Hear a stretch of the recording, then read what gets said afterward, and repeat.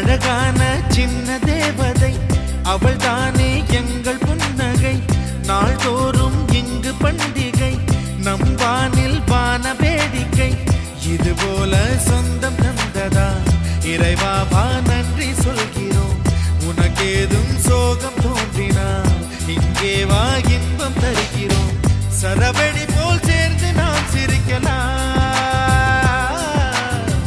அதிரடியாய் வாழ்ந்துதான் காட்டலாம். அழகான சின்ன தேவதை அவள்